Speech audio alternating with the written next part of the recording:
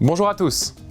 La CNIL, Commission nationale informatique et liberté, a rendu son rapport d'activité pour l'année 2021. 83% des plaintes reçues l'année dernière relatives à la surveillance des salariés concernaient des dispositifs de vidéosurveillance au travail via des caméras dans l'entreprise, mais aussi via les webcams. Pour 2022, la CNIL a averti que l'un de ses thèmes prioritaires de contrôle porterait sur la surveillance des salariés en télétravail. Alors, pour éviter toute sanction, voyons ensemble quelles sont ses préconisations en la matière.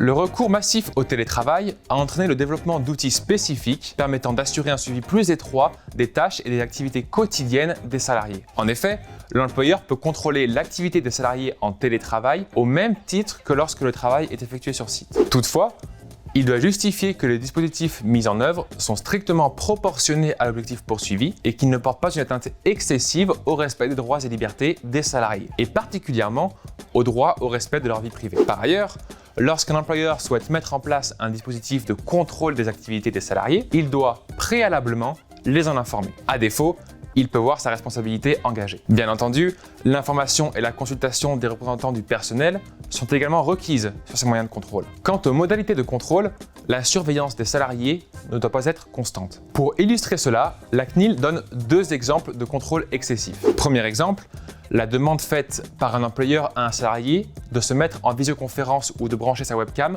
toute la journée. Second exemple, lorsque l'employeur exige le partage permanent de l'écran ou l'utilisation de keyloggers. Les keyloggers étant ces logiciels permettant d'enregistrer l'ensemble des frappes au clavier effectuées par une personne. S'agissant des visioconférences, la CNIL invite les employeurs à mettre en place des solutions de visioconférence permettant de flouter l'arrière-plan. Il s'agit de permettre aux participants de cacher les images de leur domicile et les personnes qui passeraient dans le champ de vision de la caméra. L'objectif étant de ne pas révéler des informations privées. Lorsqu'un tel dispositif est en place, l'employeur peut demander à ses salariés d'activer leur caméra pendant une réunion, afin que ceci soit plus visible, comme il le serait si la réunion se déroulait sur le lieu de travail. À défaut de dispositif de floutage, la CNIL considère que l'employeur ne peut pas imposer systématiquement l'activation de la caméra aux salariés en télétravail et participant à des visioconférences. Sauf dans des cas particuliers, comme des entretiens RH, des rencontres avec des clients extérieurs ou encore la présentation de nouveaux arrivants.